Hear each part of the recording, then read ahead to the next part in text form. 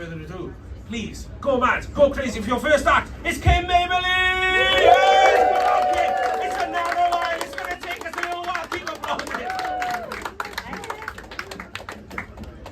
I love that. The eye was too skinny for all the chunky comedians, so that's the best introduction I think I've ever had to a show. Is everyone alright? Yeah! Excellent. I'll tell you a bit about myself. My name is Kimberly, and believe it or not, I'm 42. That's a better reaction than they gave me downstairs, so thank you. I appreciate that. You know, people do ask how I stay looking so young, and snack don't crack and all that, but I do say, I drink lots of water, as well as the wine, I eat well, and I do get regular facials. Oh, I love when people laugh like this, not my audience. So normally I swallow, as if I wouldn't. But sometimes I ask him to aim for my teeth in, if there's enough time. So I do like men. I like men like my coffee and my chocolate. Rich. And inside me. Although some days I like them like a slinky, easy to push down the stairs. Speaking of my ex, he would, get a bit fun of himself, act taller than his height.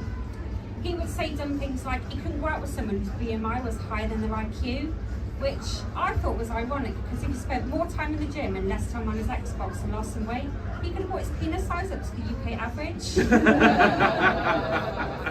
And I didn't mind the Xbox, but you think he'd be a lot better at fingering than pressing my buttons. So I know I look like I've had more balls than a hungry headphone, but I am quite fussy when it comes to men.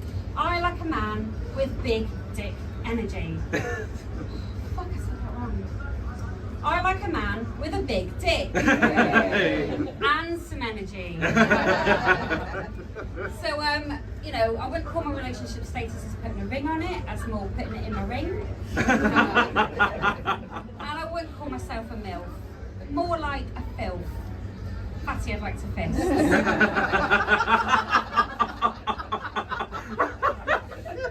You're definitely my demographic. So I have thought if the comedy career doesn't take off, I could have a lucrative one in squashing. Anybody know what squashing is? You do. I'll simplify it. Basically, it's when a girl of a particular size sits on a man and he fucking loves it. And I do get plenty of practice. Well, it is mostly me sitting on my partner's face, but he doesn't seem to mind, but then it is hard to ask his opinion when his voice is so muffled. But I have thought I could use it to euthanize him, if he ever gets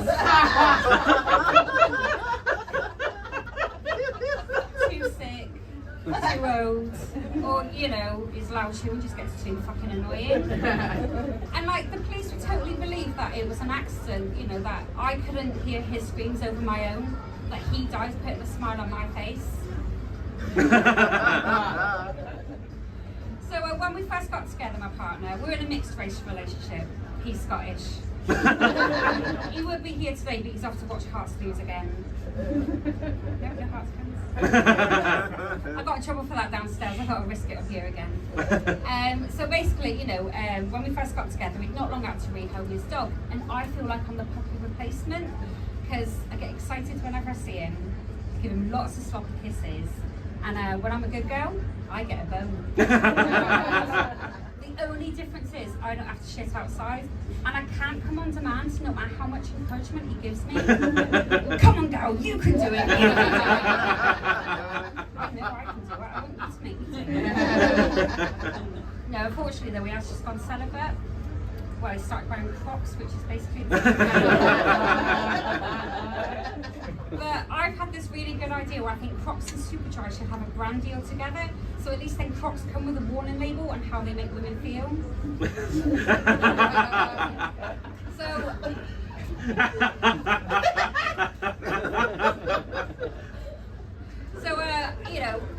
We've got any single people in the house? Oh, bless you. So, I'm going to give you some advice because, like I said, I've got a lovely partner, but I've had my single days. I'm definitely at my home page, trust me. And if you're out and about getting some unwanted attention by a man who's not ticking all your boxes to get in your box, I've got 3 surefire put downs to get rid of them.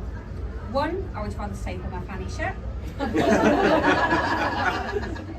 2, I bet your penis is so small, not yours, sweetheart, sorry. I bet your penis is so small that if you ran into a wall with a boner, you would break your nose first. And 3, and my personal favourite, there is only enough room in my knickers for 1 cunt. Someone had to say it first. So I do have to go now because it is time for my walk, but I think we can all agree I've definitely been a good girl.